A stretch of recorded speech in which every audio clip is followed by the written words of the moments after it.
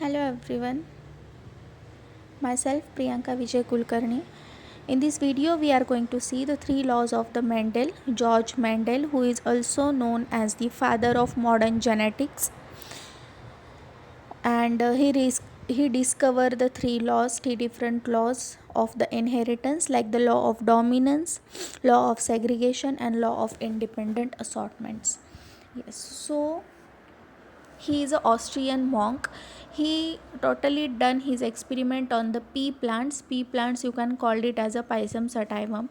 Okay, and he put forth that there is a something heritable factor which should be transferred from the one generation to the another generation, and that actually is responsible for their uh, for their change or for their variations. Okay, and afterward that heritable factor give the names that the gene. Okay, yes, and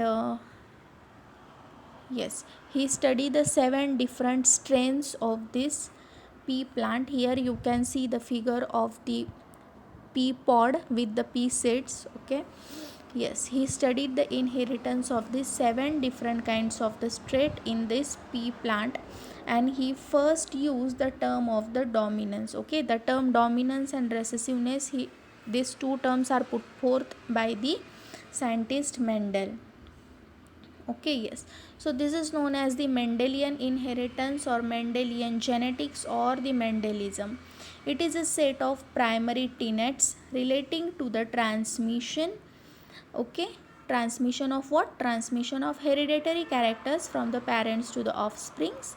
Okay, and this is actually underlies of the genetics. Means there is a something heritable material which is transferred from one generation to the another generation, and this is actually you have to study in the genetics.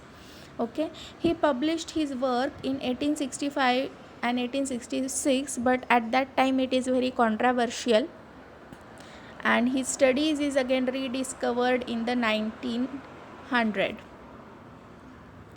Before going to study these laws, we have to study some concepts which are very widely used, okay, while studying these laws. Okay, so Punnett square, you can call it as a Punnett square. Okay, it is a it is helps to show the mating of the two parents and the possible offsprings they can produce. Means there is a how many possibilities or how many genetic possibilities that should be that offspring will carry. Okay, you can find out that much of the chance. So here you can see the Punnett square is drawn. At the horizontal line you can write down the female or the male gamete, and at the vertical line you can draw the male and female gamete, vice versa, and you can do the combinations of these two, and after checking these combinations you can come to know that how many possible chances are there that offspring should be produced.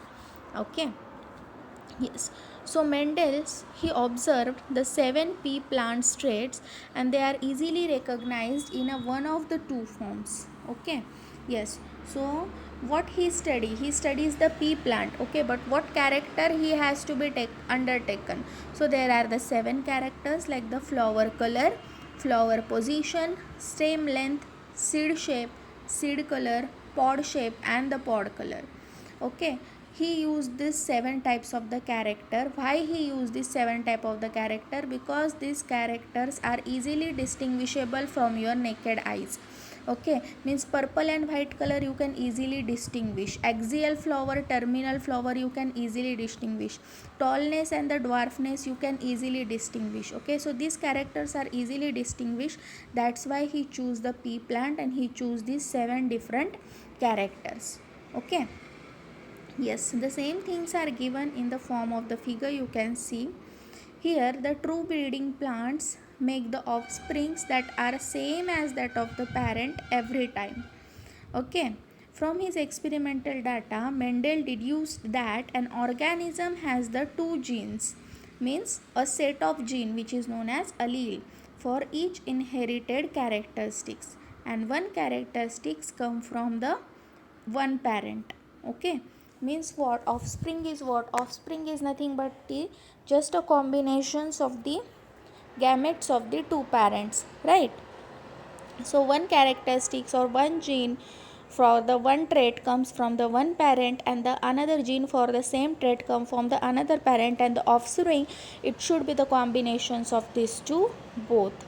Okay, yes. Then next, he deduced which law? He deduced the three laws: laws of dominance, laws of segregation, and laws of independent assortment. Here's the Mendel's data are mentioned. Okay, like the seed texture means round hai, wrinkled hai. Okay, P1 means parent generation. Okay, one is round, one is wrinkle. Okay, male and female parent is given. F1 generation, F means filial, filial means offspring or son. So F1 generation means filial generation. Okay, F2 generation we are taking up by selfing the F1 generation. Okay, yes, by selfing means what? F1 is round, then again take up one parent as a round and another parent also round, and after that whatever you get, it is your F2 generation, right? The actual ratio is shown and the probability ratio is shown. When he study all the 7 characteristics, he come to know that there is a probability ratio as a 3:1.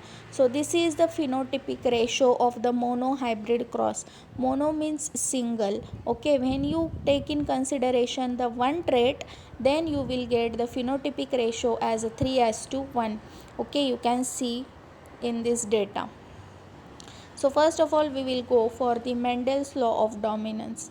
So what is this Mendel's law of dominance? Okay, if your two alleles are different, two alleles are different means what? Heterozygous. Okay, the trait associated with only one of these will be visible while the other will be hidden, means dominant and recessive. Okay, so this is known as the law of dominance, right?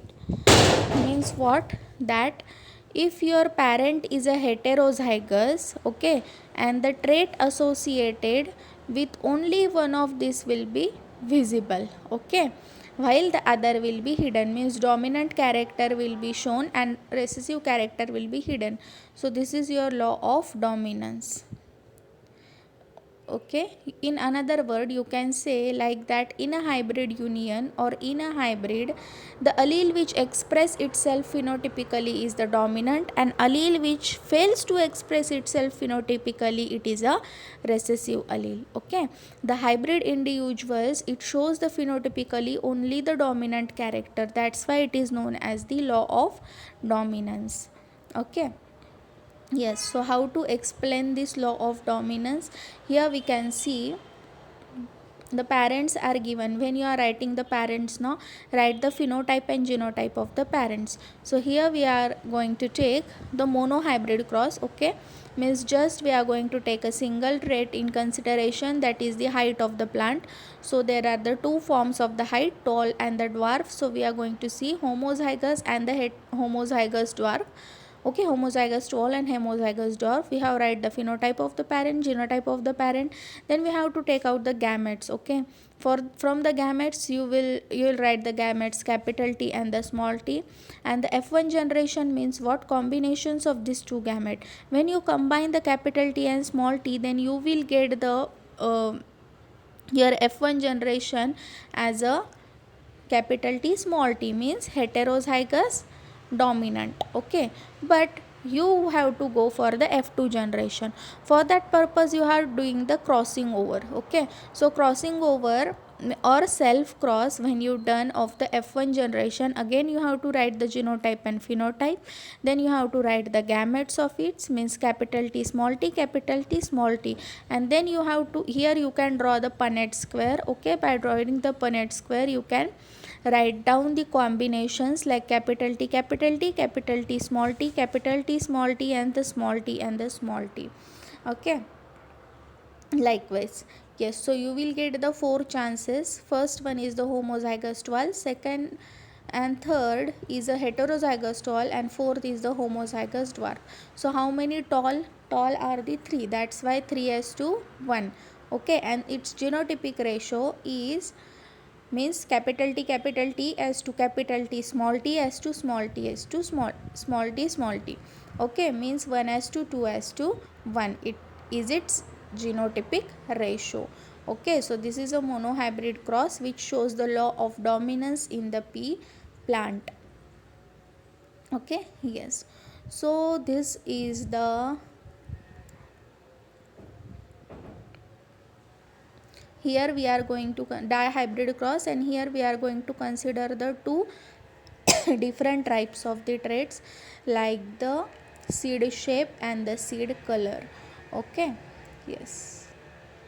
Then the second law of the Mendel is the Mendel's law of segregation. Okay, so what is this Mendel's law of segregation? In a normal cell, okay, normal cell, for the one trait there are the two variants are present, means alleles are present.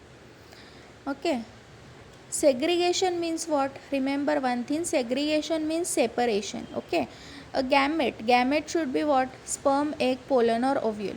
It contains the one allele randomly chosen from the two somatic cells.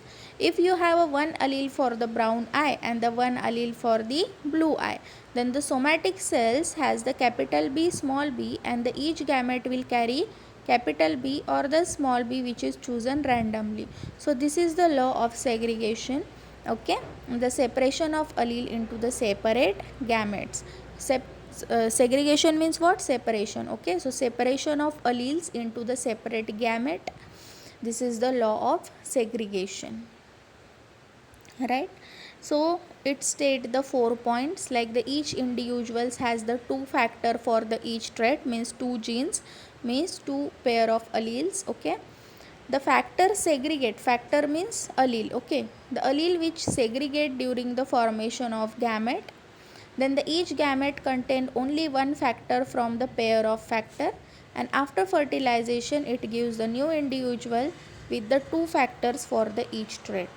Okay, so this is also shown by the Mendelian monohybrid cross. So here by Punnett square you can see you got the ratio 3 as to 1, and at this, when the gamete will get separated, this is actually your law of segregation.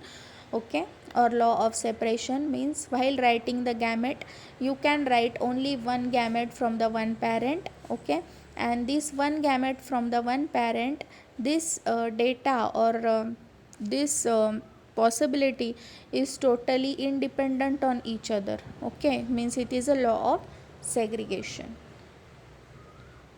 Yes, here the same thing is given. Phenotypic ratio is 3 as to 1, genotypic ratio is 1 as to 2 as to 1. So what is mean by the monohybrid cross? Okay, means what happen when the two breeding plants with the two distinct forms of the traits are crossed. Okay, the progeny shows only one form of the trait, yes, and the observed trait is called as the dominant and the masked trait is called as the recessive. Okay, means the trait which is show itself phenotypically, it is dominant, and the trait which does not show itself phenotypically, it is a recessive. Okay, so yes, so when we are looking at the one trait, we do a monohybrid cross. Okay, in that case parent is P, F1 means filial generation, first filial generation, F2 second filial generation, filial means son or offspring. Okay, the same monohybrid cross is shown, I have already explained. Yes, we are going for the third law, law of independent assortment. So in this case you have to take in consideration dihybrid cross or the polyhybrid cross. Okay, yes, so in this case the each gamete, okay, receive the one allele from the each allelic pair, and the assortment of the allele of different trait during the gamete formation is totally independent of their original combinations in the parents. Okay, this is a one form. In another word you can say like that, each allele of any one pair is free to combine with any allele from the each of the remaining pair during the formation of gamete. Okay, means the one trait is totally independent on the another trait while the combinations of the gamete in the simple language. Okay, in the simple language, what is this law of independent assortment? Means during when you are going for the dihybrid cross, then the one trait, gametes of the one trait is totally independent on the gametes of the another trait. Okay, so this is your law of independent assortment. Yes, and this is called as the third law of hereditary. Okay, here the dihybrid cross is taken consideration. The explanation is given. Yes, we will see this dihybrid cross directly. So here we are going to see the two different kinds of the traits, like the shape and the texture. Okay, means yellow, sorry, color and the shape. Okay, so yellow is the color and round it is a shape. So yellow and round, these are the two different traits, like, yes. So for this yellow, it is represented by capital Y. Yellow means dominant and round is also dominant. Okay, so it is a dominant thing. So one trait you have to show by the one pair of allele. So capital Y, capital Y, capital R, capital R. And oppositely homozygous recessive means green and wrinkled. Recessive things we are writing with the help of small letters. Okay, so yellow and round. Okay, so after that you have written your parents genotype and phenotypes. Okay, then you have to go for the F1 generation. What should be the combinations? Okay, you have to write the gamete. So what should be the gamete? From capital Y, one capital Y. From capital R, one capital R. Okay, so capital Y, capital R, small y, small r. So your F1 generation is capital Y, capital R, small r, right? Yes. So where the segregation actually occurs. Okay, you have to again write it capital Y, capital R, small r. So here during the combination, the one trait gamete is totally independent on the another trait gamete. So it is called as law of independent assortment. Okay, so what should be the combinations in the F1 generation? Yes, capital Y, capital R, capital Y, small y, capital R, small y, small r. Okay, yes. So this is your F1 generation. Okay, 4 chances are there. Now you have to go for the F2 generation. Then you will get these 4 gametes for the males and the females. So you have written these gametes as a male and female, and you have drawn the Punnett square. So you will get the 16 possibilities that their offspring should be like that. Okay, yes. So here the phenotypic ratio you will get is 9:3:3:1. Okay, so this is a very important thing. This states the law of independent assortment also, and the law of segregation also. Yes, get my point? Yes. So one thing, during the self fertilization, the F1 dihybrids to produce an F2 generation, male and female gamete can form the maximum dihybrid union. We can see in the Punnett checkerboard. Okay, yes, and your phenotypic ratio is 9:3:3:1. Yes, this is easy. There are the 16 squares of checkerboards, okay, which are serially numbered for their convenience, and you have to make up possibilities. Okay, then after studying all these things, the Mendel's come to the conclusion, that are the 4 conclusion. That first one is the inheritance of the each trait is determined by the capital A. Okay, means the factors, or you can call it as a gene, that are passed on to the descendant or the next generation. Okay, second one, an individual inherit one such unit from the parents for the trait, each trait. Okay, then a trait may not show up in an individual but still be passed to the next generation, means recessiveness. The genes for the each trait segregate themselves during the gamete production, means law of segregations. So these are the 4 points Mendel's comes to know about this. Yes, so this is all about the three laws of the Mendel. Okay, Mendelian three laws or three concepts. Okay, thank you.